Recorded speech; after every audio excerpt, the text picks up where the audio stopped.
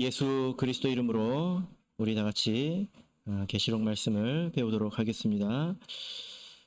우리 하나님 말씀 다 같이 찾겠습니다. 요한계시록 3장 14절부터 22절까지 말씀을 우리 다 같이 찾겠습니다. 요한계시록 3장 14절에서 22절 말씀을 저와 여러분이 한 절씩 교독하도록 하겠습니다. 요한계시록 3장 14절 라오디게아 교회의 사자에게 편지하기를 아멘이시요 충성되고 참된 증인이시요 하나님의 창조의 근본이신 이가 가라사대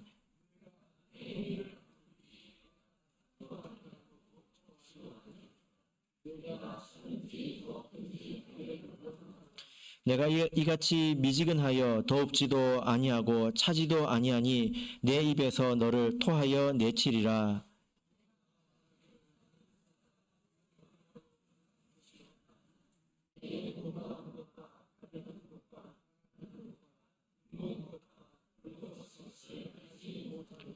내가 너를 권하노니 내게서 불로 연단한 금을 사서 부요하게 하고 흰옷을 사서 입어 벌거벗은 수치를 보이지 않게 하고 안약을 사서 눈에 발라 보게 하라.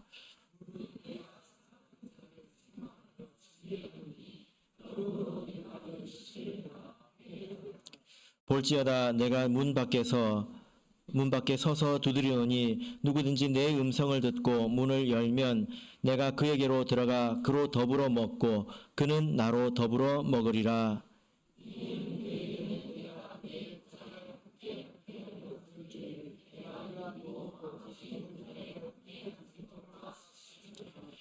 같이 읽겠습니다. 귀 있는 자는 성령이 교회들에게 하시는 말씀을 들을지어다. 아멘.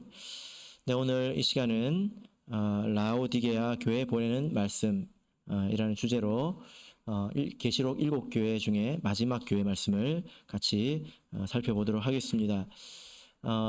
요한계시록 2장 3장에 아시아에 있는 7교회 말씀을 우리가 지금까지 이제 배웠는데요. 오늘이 마지막 7번째 교회입니다. 우리 지도를 같이 한번 다시 보실까요? 화면을 보시면 지도가 있습니다. 네. 그 파란색은 바다이고요. 노란색이 이제 땅입니다. 빨간색 점이 보이십니까? 예, 빨간색 점이 이제 아시아에 있는 7교회입니다. 제일 왼쪽 하단부에 있는 에베소를 시작해서 이제 시계 방향으로 삥 돌아가지요. 그래서 에베소, 서머나, 버가모, 두아디라, 사데, 빌라델비아, 그리고 오늘 마지막 라오디게아 이렇게 총 7개 보낸 서신을 우리가 지금 살펴보고 있습니다. 7개 교회 순서를 혹시 외우시겠습니까? 예, 한번 도전을 해보시기를 바랍니다. 이 오늘 살펴볼 이 라오디게아 교회는 라오디게아라는 곳은 무엇으로 유명하냐면 돈이 많기로 유명합니다. 이 도시와 관련해서 유명한 그 일화가 있는데요. 이곳에 두 번의 지진이 있었습니다. AD 17년 그리고 AD 61년 아주 길지 않은 시간에 큰 지진이 두 번이 있어서 이 도시가 이제 폐허가 된 적이 있었는데요. AD 17년이면 예수님이 이제 태어나서 아마 10대의 시간을 보내고 있을 그때쯤이죠. 그때 지진이 일어났습니다. 그리고 그때는 황제의 도움으로 이 도시를 이제 재건을 했다고 합니다. 그런데 이제 시간이 지나서 AD 61년이 되었을 때는 그때 지진이 있었는데요. 이 도시가 그 자체적으로 얼마나 돈이 많았냐면 그 도시를 새로 재건할 만큼 스스로 황제의 도움을 받지 않고 스스로 일어날 만큼 이 도시가 돈이 많은 그런 도시였다라는 거죠. 이것으로 아주 유명한 교회입니다. 자, 그러면 우리 이 라오디게아라는 곳 안에 있는 이 교회는 또 어떤 곳이었는지 하나님께서 이 교회에 어떤 말씀을 주셨는지 같이 보도록 하겠습니다.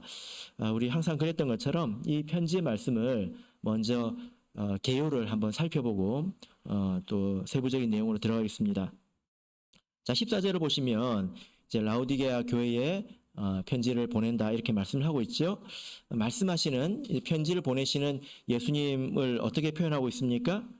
아멘이시요 충성되고 참된 증인이시요 하나님의 창조의 근본이신 이가 가라사대. 다르죠? 그죠? 그리고 이제 이 예수님께서 이제 본론으로 들어가서 15절부터 20절까지 이제 본론의 말씀인데요. 이 부분을 두 부분으로 나눌 수 있습니다. 첫 번째는 15절에 있는 내가 내 행위를 아노니, 예수님께서 이 교회의 행위와 상황에 대해서 알고 계신다라고 말씀하고 있는 부분이 17절까지 15절에서 17절까지 내용입니다. 예수님께서 무엇을 안다고 하십니까? 네가 차지도 않고 뜨겁지도 않고 미지근하다. 그리고 너희들이 자신을 속이고 있다. 뭐 이런 내용을 지금 말씀하고 있습니다. 18절부터 20절까지가 이제 본론의 두 번째 단락인데요. 여기는 그러므로 내가 너를 권하노니 내가 이것을 안다. 그러므로 너에게 이것을 권한다. 권면의 말씀이 되겠습니다. 18절부터 20절까지 말씀이죠. 그래서 금도 사고 흰옷도 사고 그리고 안약을 사라. 또 회개하라. 내 음성을 듣고 문을 열라. 이렇게 몇 가지로 권면을 하고 있습니다. 마지막으로 모든 편지에 있는 것처럼 이기는 자, 이런 모든 것들을 극복하고 이겨내는 사람들에게 약속하시는 것을 말씀하고 있는데요. 어떤 것을 약속하고 있습니까? 21절을 보시면 내가 내 보좌에 함께 앉게 하여 주겠다. 보좌에 같이 앉아서 같이 이제 다스린다는 것입니다. 자, 이렇게 편지의 말씀이 되어 있는데요. 라오디게아 교회도 역시 예수님에게 칭찬을 받지 못한, 그러니까 오롯이 책망만 받은 그런 교회입니다. 기억나십니까? 어떤 교회가 이렇게 책망만 받았을까요? 예. 책장이 넘겨지는 소리가 들리네요. 한번 되새겨 보시기를 바랍니다. 자, 이제부터 머릿말을 다시 한번 들어가 보도록 하겠습니다. 자, 여기서 이 책망만 받은 이 라오디게아 교회, 예수님께서 자기를 어떻게 계시하고 나타내고 계실까요? 자, 우리 14절을 다시 한번 읽어보겠습니다. 14절 읽겠습니다. 시작. 라오디게아 교회의 사자에게 편지하기를 아멘이시요 충성되고 참된 증인이시요 하나님의 창조의 근본이신 이가 가라사대. 예, 자, 여기서 예수님은 나는 아멘이다 이렇게 말씀을 하고 있습니다. 아멘이다. 여러분, 아멘이라는 말의 뜻이 무엇입니까? 우리가 교회 오면 적어도 두세 번은 하지 않습니까? 아멘이라는 말의 뜻이 뭐죠? 예, 진실로, 진실하게 이 뜻입니다. 이렇게 부사입니다. 부사. 진실로, 진실하게. 언제 쓰죠? 예, 뭐 우리도 그렇고요. 성경 안에도 이 아멘이라는 말이 많이 등장하는데 하나님의 말씀에 대해서 호응할 때 정말 그렇습니다. 진실로 그렇습니다. 라고 하나님 말씀에 호응할 때 이것은 때로는 맹세와도 같은 그런 의미가 되기도 하지요. 그리고 또한 성도가 기도하거나 찬양하고 이것이 나의 진실한 고백이다 라고 말할 때 뭐라고 합니까? 아멘 하잖아요. 그래서 우리가 찬송 끝날 때 뭐라고 했습니까? 아멘 했지요. 그리고 기도 끝날 때 아멘 하셨지요. 그죠? 예. 우리가 시편을 보면 시편이 총 이제 5권으로 분류가 되어 있는데요. 이제 매 시편이 끝날 때마다 아멘 하지 않지만 한 권이 끝날 때 아멘이 나옵니다. 그리고 시편 전체가 끝날 때는 할렐루야로 끝나고 있습니다. 이것은 성도의 반응이죠. 그런데 우리 하나님은 아멘이십니다. 또 아멘의 하나님이십니다. 이사야서 65장을 보겠습니다. 이사야서 65장 16절을 다 같이 찾아보겠습니다. 이사야서 65장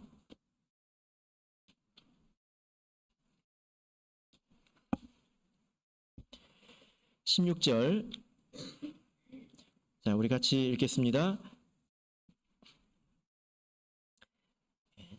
이사야서 65장 16절 시작.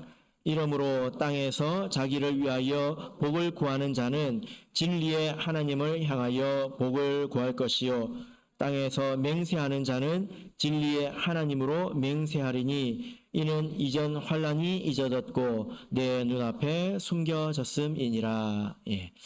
자, 이 말씀 가운데서 우리 하나님을 진리의 하나님이다 이렇게 표현을 하고 있습니다. 그죠? 진리의 하나님. 근데 이 진리가 원문으로 보면 아멘입니다. 아멘. 예. 아멘의 하나님. 그리고 혹은 아멘이신 하나님 이렇게 되어 있다는 것입니다. 이 말씀의 뜻이 뭘까요? 우리 하나님은 진실하시고 말씀하신 바를 꼭 이루신다는 겁니다. 말만 하시는 분이 아니라 말씀하신 바를 반드시 실현하시는 분이다. 사람처럼 아닌 말도 해보는 그런 분이 아니라 하나님은 하신 말씀을 꼭 지키는 분이다 라는 것입니다. 그래서 우리 하나님은 어떤 분이십니까? 우리 하나님은 아멘의 하나님이십니다.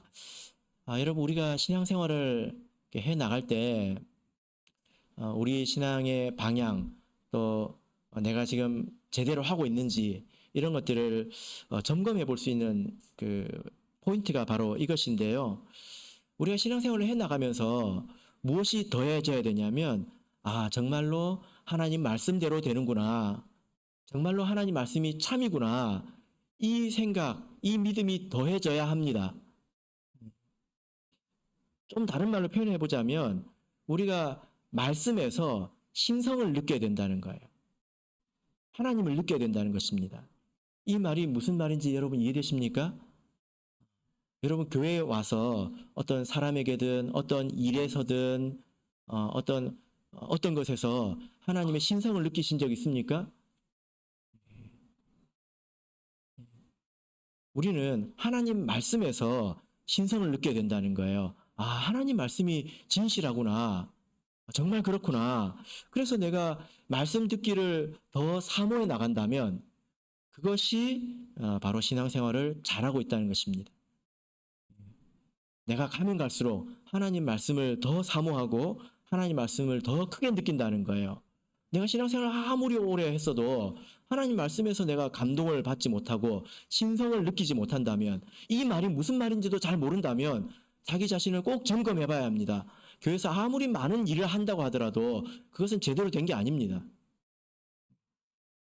우리 하나님은 아멘의 하나님이시기 때문에 이 말씀 가운데서 역사하시고 말씀이 반드시 실현이 되는 것입니다. 내가 이것을 느끼지 못한다면 말씀을 모르거나 현실을 바라볼 줄 모르거나 둘 중에 하나 아니겠습니까? 말씀도 제대로 알고 현실도 제대로 볼 줄 알 때 우리는 이것이 맞다는 것을 알고 떨게 됩니다. 이것이 말씀에서 신성을 느낀다는 그 의미이지요.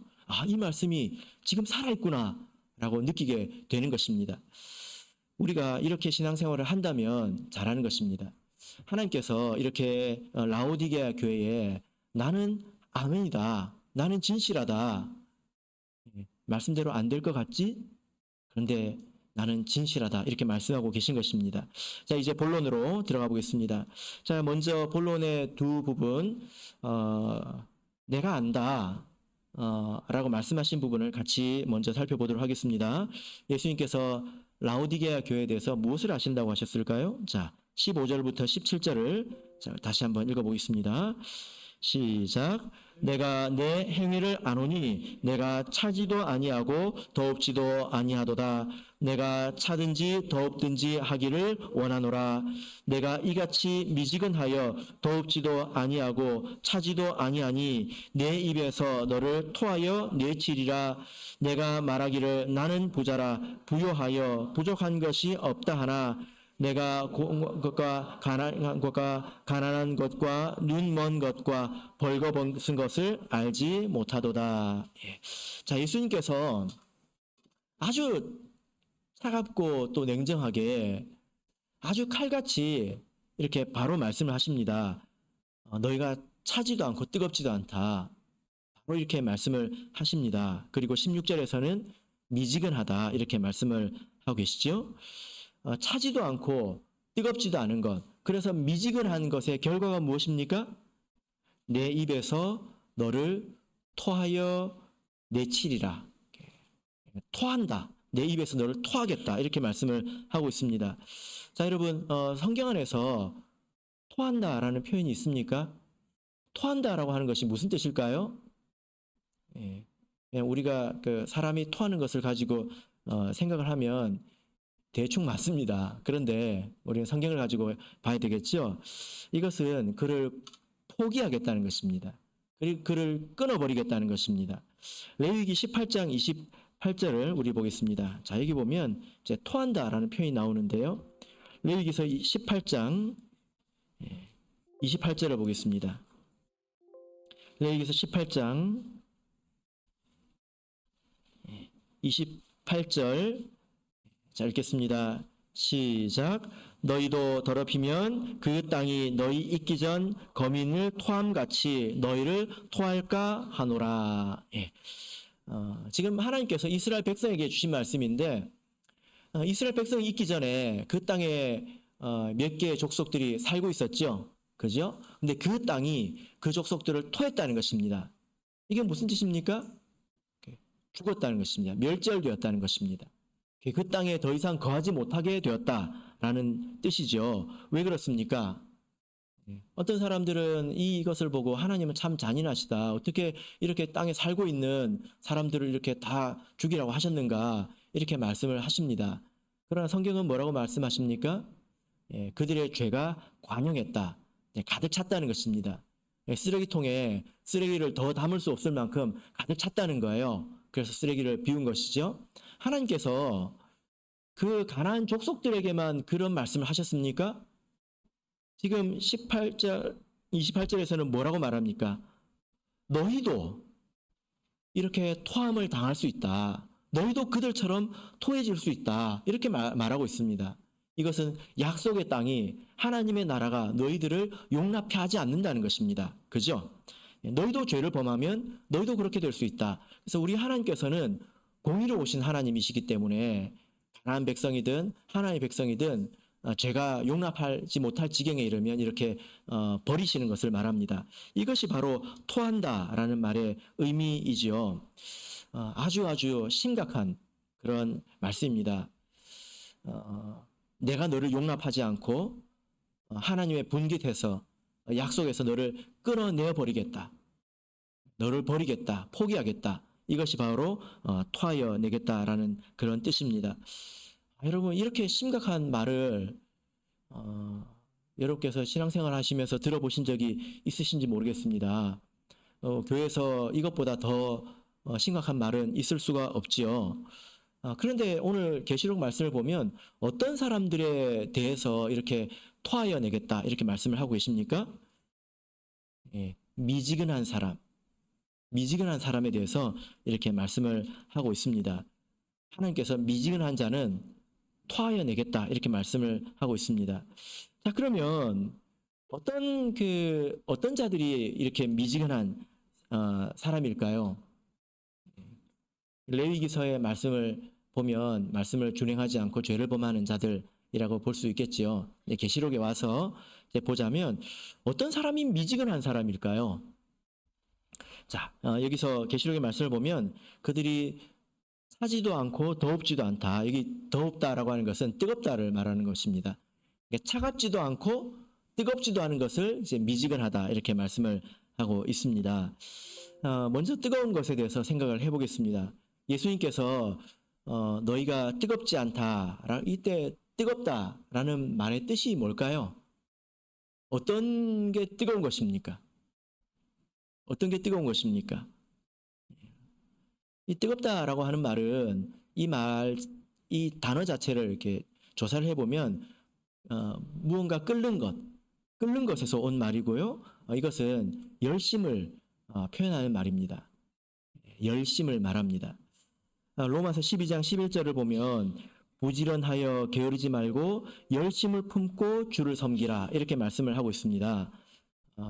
근데 여기서 말하는 열심을 품고 이것이 뜨겁다, 뜨거워야 한다 이렇게 말씀을 하고 있습니다. 우리 하나님께서는 뜨거운 하나님이시죠, 그죠? 우리 하나님은 뜨거운 하나님이십니다. 그래서 열심을 가지고 백성들을 사랑하고 또 섬기시는데요. 너무 뜨겁다 보니까 질투도 하십니다. 그죠? 이 질투라는 말도 이 뜨겁다 해서 온 거예요. 사랑이 적당하면 질투하지 않습니다. 그러나 사랑이 뜨거우면 이제 질투하지요. 예수님은 뜨거운 분이었을까요? 냉랭한 분이었을까요? 예. 얼마나 뜨거웠을까요? 어떤 것이 뜨거운 것일까요? 자, 우리 요한복음 2장을 보겠습니다. 요한복음 2장 17절입니다. 우리가 이것을 알아야 내가 뜨거운 사람인지 아닌지 알겠지요. 요한복음 2장 17절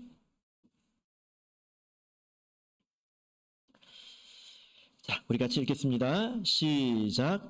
제자들이 성경 말씀에 주의 전을 사모하는 열심히 나를 삼키리라 한 것을 기억하더라. 예.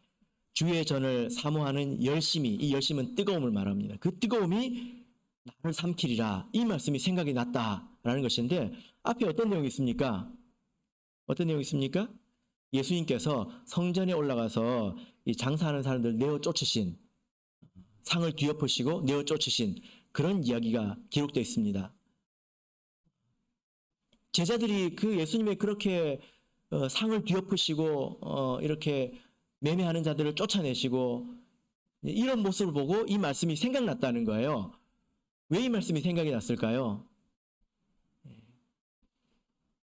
예수님은 하나님의 전이, 하나님의 나라가 하나님의 뜻대로 하나님께서 원하시는 모습대로 되어가기를 원했습니다. 너무나 원했기 때문에, 뜨겁게 원했기 때문에 이렇게 행하는 것이 자기에게 도리어 해가 되어서 돌아올지라도 예수님은 관여하지 않았다는 거예요. 자기를 돌보지 않고 하나님 뜻을 이루려고 했다는 것입니다. 이것이 바로 뜨거운 것이죠. 그죠? 여러분, 우리는 하나님의 자녀입니다. 하나님이 뜨거우신 분이니까 우리도 당연히 뜨거워야 되겠죠. 우리가 하나님의 성업에 대해서 또 하나님의 말씀을 배우고 기도하고 이런 일에 대해서 우리가 뜨거워야 한다는 것입니다.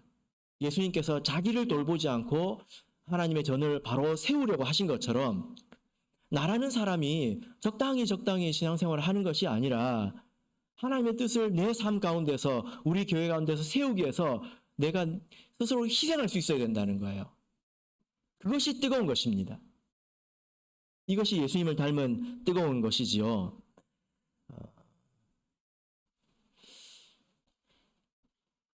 본문의 말씀으로 돌아가 보시면 예수님께서 너희들이 차든지 뜨겁든지 하기를 원한다 이렇게 말씀을 하셨지만 사실 정말로 차가운 것을 원하시는 건 아니겠지요? 이 부분은 조금 이따가 말씀을 드리도록 하겠습니다. 자, 19절을 보겠습니다. 19절을 보겠습니다. 요한계시록 3장 19절 하나님의 뜻은 어디 있습니까? 같이 읽겠습니다. 시작. 무릇 내가 사랑하는 자를 책망하여 징계하노니 그러므로 내가 열심을 내라 회개하라. 예, 열심을 내라. 뜨거워지라는 것입니다. 이것이 하나님께서 우리에게 원하는 것이지요. 여러분, 그래서 이 말씀으로 우리가 자신을 돌아볼 수 있습니다. 나는 하나님의 성업에 대해서 또 하나님의 나라, 하나님의 뜻대로 이루어져 가는 것에 대해서 열심인가? 우리가 스스로 돌아볼 수 있지 않겠습니까? 말씀을 듣고 기도하는 것에 뜨거운가? 아니면 다른 어떤 것에 더 열심이고 다른 어떤 것에 더 큰 가치를 두고 기쁨을 두고 신앙생활을 마지못해서 하고 있는 것은 아닌가? 지옥에 안 가려면 어쩔 수 없이 사람들한테 비난받지 않으려면 어쩔 수 없이 이렇게 하고 있는 것은 아닌가? 정말 이것이 뜨거운 것인가? 우리가 돌아봐야 된다라는 것입니다. 우리 교회는요, 예수님께서 비판하지 말라고 하셨잖아요. 그죠? 다른 사람에 대해서. 그래서 어지간하면 뭐라고 안 합니다. 되게 큰 일이 있어도 덮어주려고 하고, 그리고 어떤 말이 있어도 위에서 하는 말이지요. 그죠? 네. 그래서 자기 스스로 괜찮다고 생각해서는 안 됩니다. 예수님께서는 뜨거운 것을 원하신다는 것입니다. 자, 그런데 지금 예수님께서 내가 차지도 아니하고 더웁지도 아니하도다. 내가 차든지 더웁든지 하기를 원하노라. 이렇게 말씀하셨습니다. 하나님의 뜻은 뜨거워지기를 원하는 것입니다. 그런데 차갑기를 원한다. 이 말은 차라리죠, 차라리. 그죠? 근데 이 원하노라 이 말씀이 아주 강한 그 열망의 표현이거든요. 원한다는 말도 여러 가지가 있을 거 아니에요. 그죠? 근데 원문으로 보면 되게 강하게 원하는 것입니다. 차라리 차갑기라도 해라. 이렇게 지금 말씀하고 있는 것입니다. 차가운 것은 어떤 것일까요? 차가운 것은 뜨거운 것과 완전히 반대겠죠? 그래서 그의 신앙이 마치 죽어 있는 것 같은 그런 상태입니다. 우리 교회로 보자면 사대교회와 같이 살았다는 이름은 가졌으나 죽은 자로다. 그런 교회의 모습일 것입니다. 그런데 여러분 왜 예수님께서 차라리 차갑기를 원하노라 하셨을까요? 그래도 소망이 있기 때문입니다.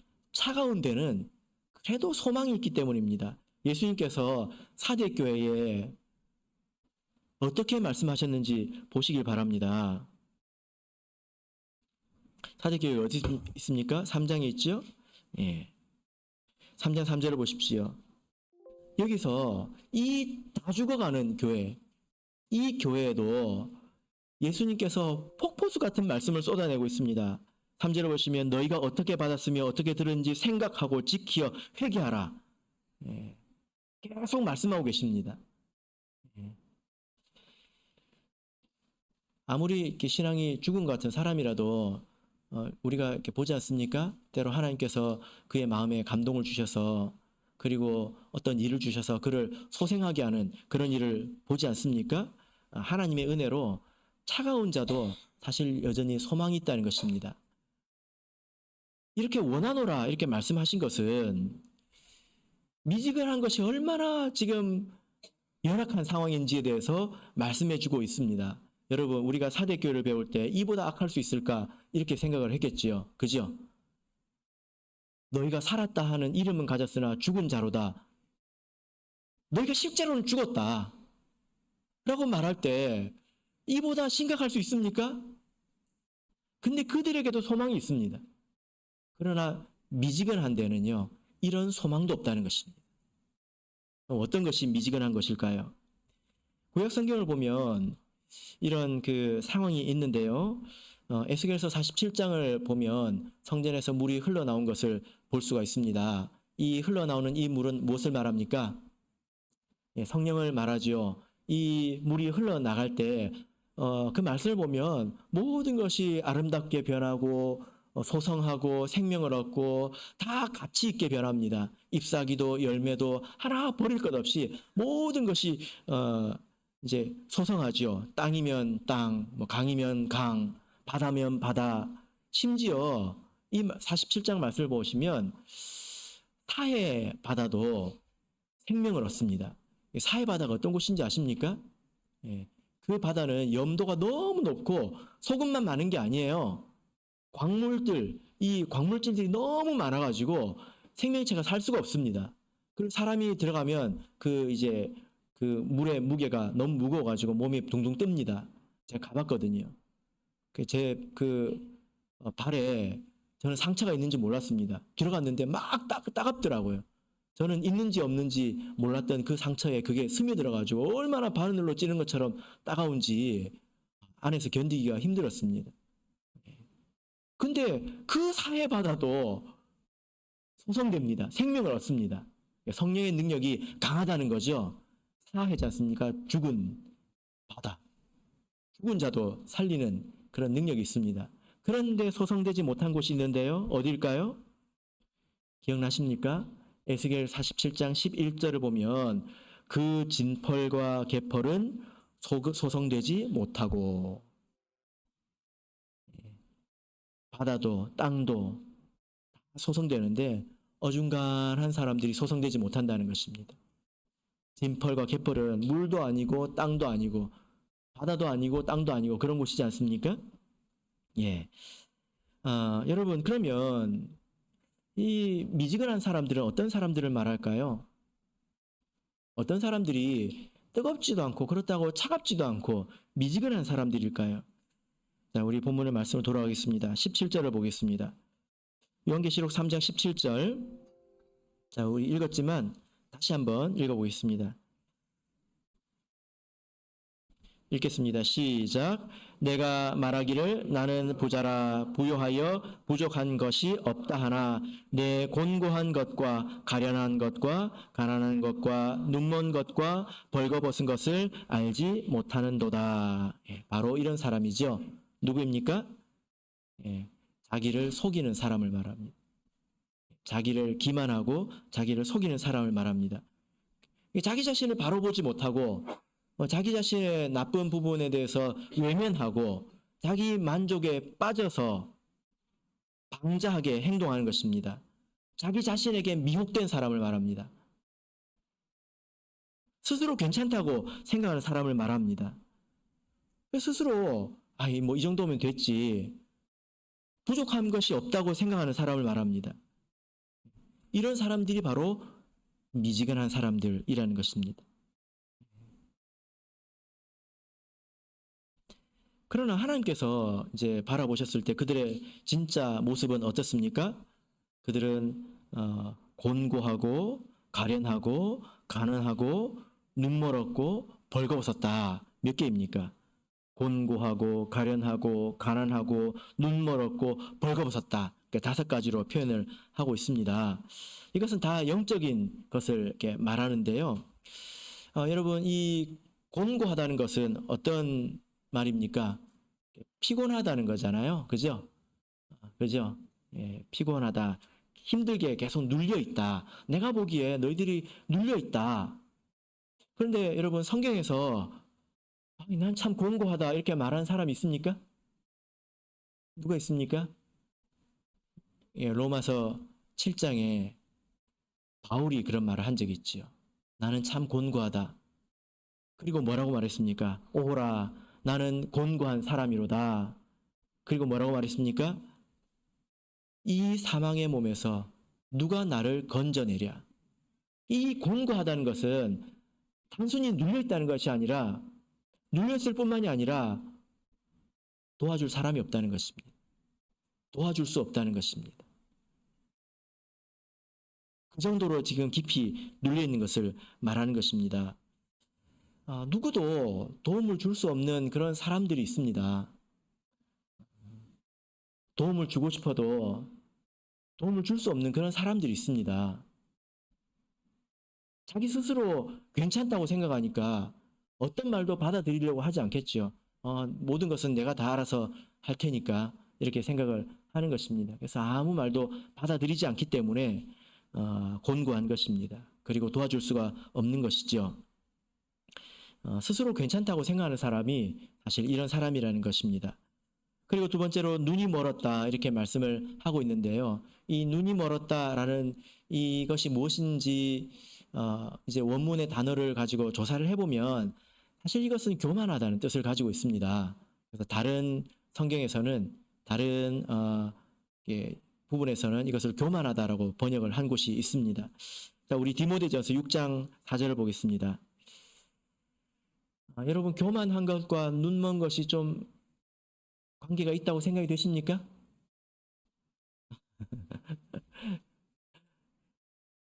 디모데전서 6장 4절을 같이 보겠습니다. 디모데전서 6장 4절 읽겠습니다. 시작.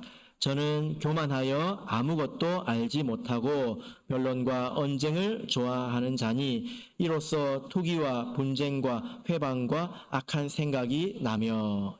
자, 여기서 어떤 사람들에 대해서 교만하여 아무것도 알지 못한다 라고 말하고 있습니다. 그러나 자기가 뭘 아는 것처럼 변론을 일삼고 언쟁하기를 좋아하고 말로 다툼하기를 좋아한다는 것입니다. 그래, 한번 붙어보자 이런 식이라는 것입니다. 왜 아무것도 알지 못합니까? 교만하기 때문입니다. 교만하기 때문에 실상을 잘 배울 수 없고 알지 못한다는 것입니다. 이것이 곤고한 것과 상당히 관계가 있지요. 그죠? 사실 이것도 자기를 기만하기 때문에 스스로 충분하다고 생각하고 있지 않습니까? 난 스스로 충분하다. 난 잘하고 있는데 왜 나한테 그러냐? 이런 것입니다.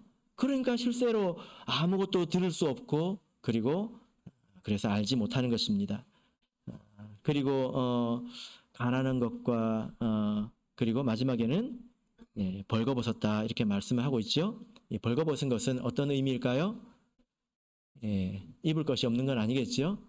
이것은 죄가 많다는 것입니다. 자, 라오디가 교회는 사실 심각한 병에 걸려 있는데요.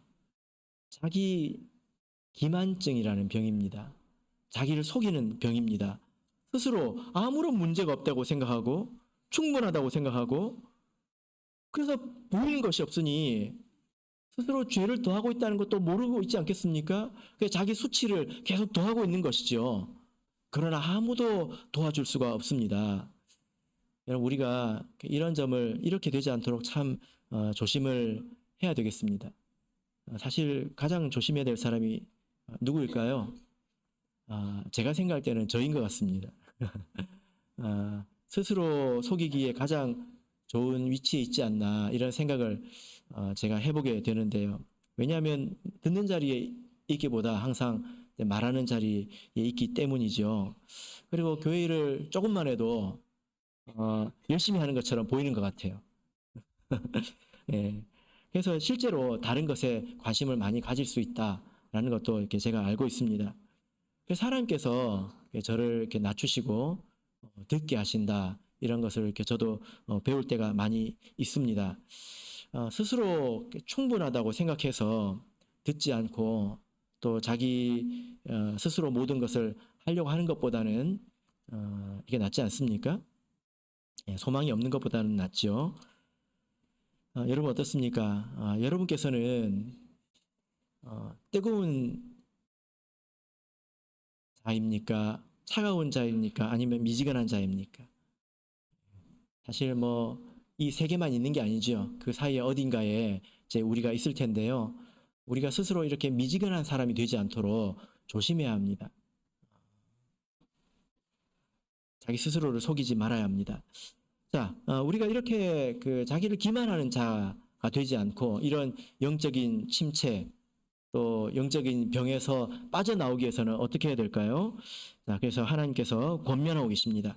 자, 18절부터 20절까지를 보겠습니다. 3장 18절에서 20절. 자, 같이 읽겠습니다. 시작. 내가 너를 권하노니 내게서 불로 연단한 금을 사서 부요하게 하고 흰옷을 사서 입어 벌거벗은 수치를 보이지 않게 하고 안약을 사서 눈에 발라 보게 하라.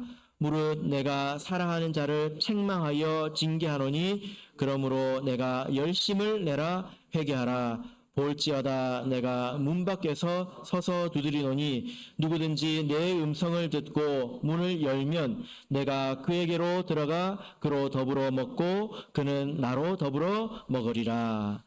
네, 자, 내가 너를 권하노니 라고 말씀을 하셨습니다. 무엇을 권하고 계십니까? 꼭 해야 되는 것이 무엇입니까? 자, 18절을 보시면 세 번이나 말씀하고 있는 것입니다. 무엇입니까? 사라고 말씀하고 있습니다. 사라, 사라. 예. 사는 것이 무엇입니까? 예. 예. 대가를 치르고 무엇을 얻는 걸 말하죠. 대가를 치르고 보통 대가를 치를 때 뭘로 대가를 치릅니까? 예. 돈으로 대가를 치르죠. 그죠? 예. 대가를 치르는 것을 말합니다.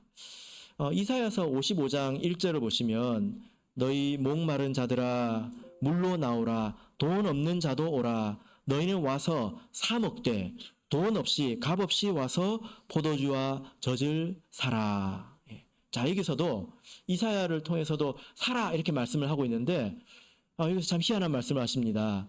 돈 없이 사라. 은세 형제 돈 없이 한번 사보세요. 어떻게 사는 겁니까?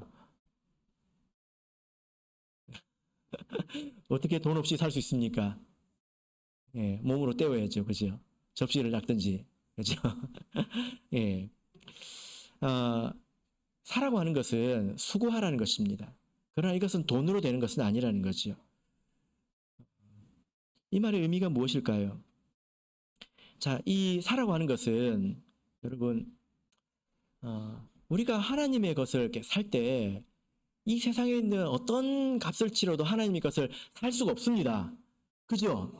우리가 성령을 얼마를 줘야 살 수 있겠습니까? 구원을 얼마를 줘야 살 수 있겠습니까? 값으로 살 수 없다는 거예요. 그러나 사라는 것입니다. 이건 수고하라는 것입니다. 우리의 수고가 보잘것없지만 수고해야 된다는 거예요. 그래야 이것을 얻을 수 있다라는 것입니다. 그래서 밭에 숨기운 보화를 찾는 그 비유를 보면, 그리고 좋은 진주를 사는 그 장사치의 비유를 보면 공통된 점이 무엇입니까? 자기를 다 팔았다는 거예요. 그래서 샀다는 것입니다. 다 팔아야 살 수 있는 것입니다. 여러분 생각해 보세요. 사람마다 재산이 다른데 어떻게 이럴 수가 있습니까? 정말로 이것이 돈이라면 어떤 사람은 조금만 팔아도 될 것이고 어떤 사람은 다 팔아도 안 될 것입니다. 그런데 그렇지 않아요. 돈이 많은 사람이든 적은 사람이든 누구든 다 팔아야 살 수 있다는 것입니다. 이건 자기를 버리고 희생하고 헌신해야 된다는 거예요. 우리가 여러분 삶이 다 귀하지 않습니까? 그러나 내 삶을 다 드린다고 하더라도 사실 하나님의 것을 살 수 없습니다. 우리 삶이 그렇게 값지진 않습니다. 그러나 하나님은 그래야 주시겠다는 거예요. 값어치가 안 되지만 그래도 그렇게 사게 하겠다는 것입니다. 불로 연단한 금은 말씀을 말하는 것이고 흰 옷은 회개로 죄 용서함을 받는 것을 말합니다. 그리고 안약은 아마도 성령의 충만을 말할 것입니다. 우리가 어떻게 이런 것을 얻을 수 있습니까? 어떻게 이것을 얻을 수 있습니까? 수고해야 된다는 것입니다.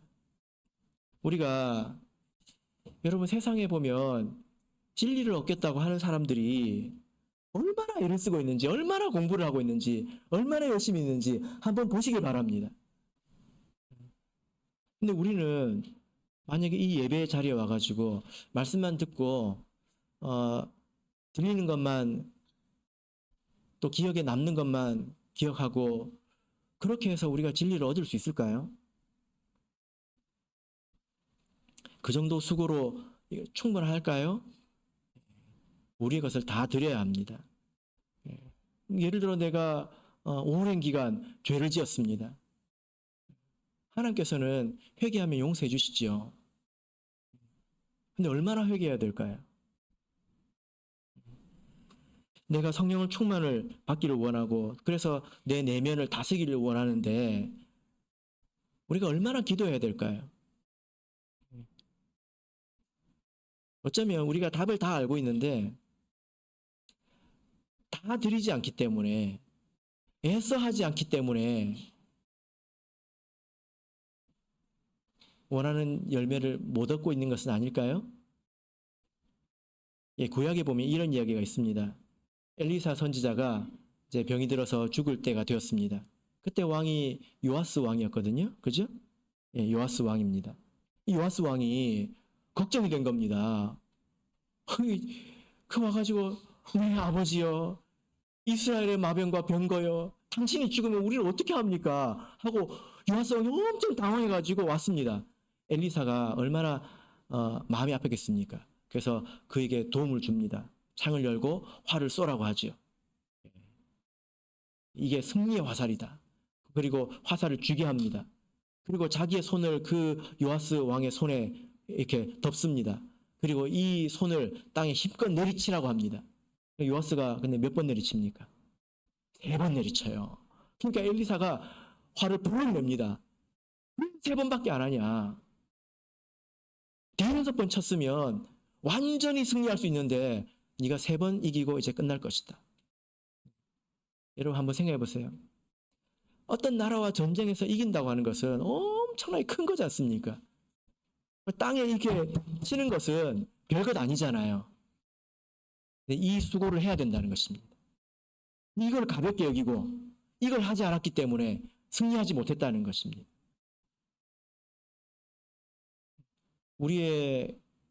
우리가 귀한 것을 사모하고 그것을 얻기 위해서 우리가 하는 노력이 요하스와 같이는 같아서 우리가 못 얻고 있는 것은 아닐까요?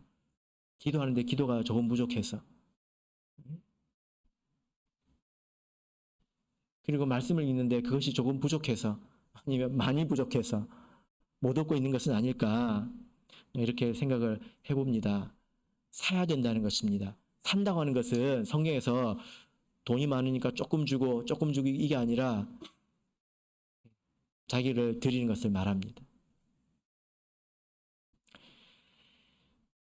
우리가 노력을 해야 된다는 것입니다. 만약에 우리가 이렇게 노력을 한다면 어떻게 될까요?